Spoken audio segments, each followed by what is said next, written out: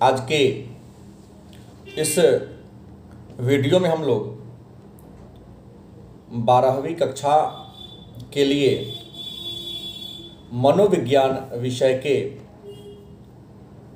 Chapter संख्या 12 जिसका नाम है जैव आयुर्विज्ञान एवं वैकल्पिक चिकित्सा, उसके महत्वपूर्ण लघु उत्तरीय और दीर्घ उत्तरीय प्रश्नों पर परिचर्चा करेंगे। आज का पहला प्रश्न है, मनोचिकित्सा के प्रपंचवादी मॉडल क्या है? इसके अवधारणा को लिखें। मनोचिकित्सा के प्रपंचवादी मॉडल क्या है, इसकी अवधारणा को लिखें। उत्तर होगा, मनोचिकित्सा के जिस मॉडल के अंतर्गत मानव व्यवहार की व्याख्या संज्ञान तथा प्रशिक्षण के द्वारा किया जाता है, उसे ही संज्ञानात्मक मॉडल या प्रपंचवादी मॉडल के नाम से जानते हैं।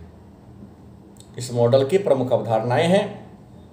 नंबर 1, इस मॉडल के अनुसार मानव के व्यवहार के पीछे उसके अतीत से ज़्यादा वर्तमान का योगदान होता है या वर्तमान काम करता है। दूसरा, इस मॉडल के अनुसार मानव व्यवहार के निर्धारण तथा उसके उत्पत्ति में उसकी जैविक आवश्यकताओं की प्राथमिकता दी जाती है। तीसरा, इस मॉडल के अनुसार व्यवहार को पूर्ण रूप से समझने के लिए यह आवश्यक है कि उस व्यक्ति को इस संसार के प्रति क्या सोचता है। चौथा, इस मॉडल के अनुसार व्यक्ति के व्यवहार के विकास में व्यक्ति की भूमिका पर अधिक बल दिया गया है। दूसरा प्रश्न है, संज्ञानात्मक व्यवहार चिकित्सा के गुण और दोष को लिखें। संज्ञानात्मक व्यवहार चिकित्सा के गुण और दोष को लिखें। तो संज्ञानात्मक व्यवहार चिकित्सा के गुण की बात करें तो नंबर 1, इस मॉडल के अनुसार मानव व्यवहार की उत्पत्ति और विकास में आंतरिक कारकों पर बल दिया गया है। दूसरा, इस मॉडल के अनुसार मनुष्य के अंदर निहित सकारात्मक क्षमता को व्यवहार की उत्पत्ति तथा विकास के लिए जरूरी माना गया है। अगला, इस मॉडल में मानव के संज्ञान पर अधिक बल दिया गया है। और सबसे बड़ा इसका दोष यह है, ये सारे गुण थे, दोष में लिखेंगे, यह मॉडल मानव व्यवहार के विकास और परिवर्तन से संबंधित किसी बात के बारे में व्याख्या नहीं करता। दूसरा दोष यह है, यह मॉडल मनुष्य के व्यवहार के कार्यात्मक कारणों के वैज्ञानिक अन्वेषण की अवहेलना करता है। तीसरा, इसमें नैदानिक उपयोगिता बहुत अधिक सीमित है। अगला अवगुण है, यह मॉडल बहुत अस्पष्ट, गोपनीय तथा कठिन है। अगला प्रश्न है, अस्तित्व परक चिकित्सा या उद्बोधक चिकित्सा क्या है? अस्तित्व परक चिकित्सा या उद्बोधक चिकित्सा क्या है? आपका उत्तर होगा अस्तित्व परक चिकित्सा, जिसका विकास विक्टर फ्रैंकल द्वारा किया गया था। इस चिकित्सा का संबंध आत्मा के उपचार से व्यक्ति के अस्तित्व के शारीरिक, मनोवैज्ञानिक या आत्मिक पक्षों से। अगला प्रश्न है, सेवार्थी केंद्रित चिकित्सा क्या है?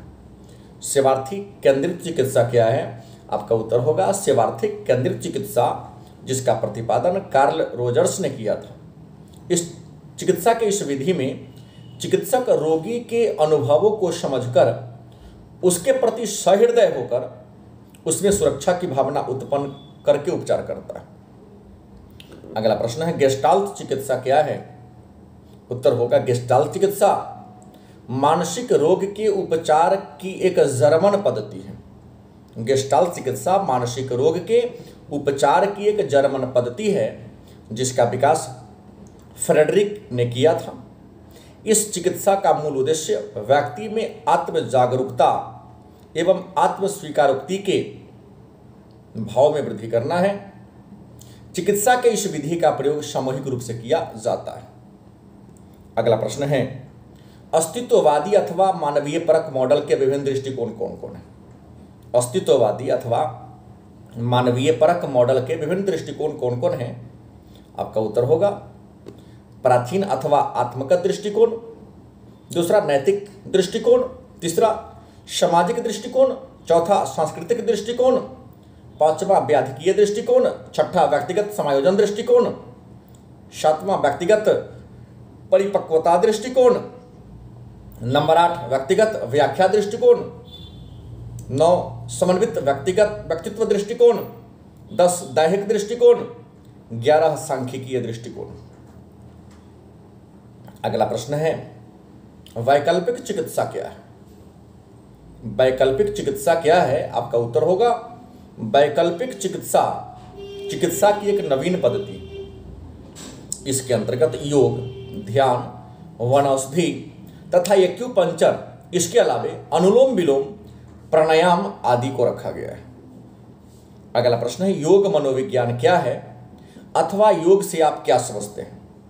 उत्तर होगा योग मनोविज्ञान की एक शाखा है जिसमें योग के द्वारा रोगी के रोग का उपचार किया जाता है।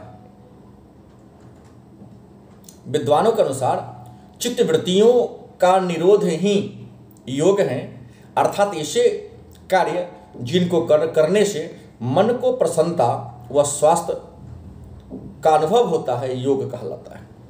अगला प्रश्न है योग मनोविज्ञान के महत्व को लिखें अथवा योग का मानव के जीवन में क्या महत्व है? आपका उत्तर होगा योग का हमारे जीवन में बड़ा ही महत्वपूर्ण स्थान है, जो इस प्रकार है। नंबर 1, योग चित्त के स्वरूप को जानने में मदद करता है। योग के द्वारा आप चित्त के महत्व को जान सकते हैं। दूसरा, योग से आप चित्त को एकाग्र रख सकते हैं। तीसरा, परम तत्व अर्थात परमेश्वर को समझने में हमें क्या मिलती है? सहायता मिलती है। तो आज के क्लास में इतना ही। अगले वीडियो में अगले चैप्टर के महत्वपूर्ण प्रश्नोत्तर को लेकर आएंगे। तब तक के लिए धन्यवाद।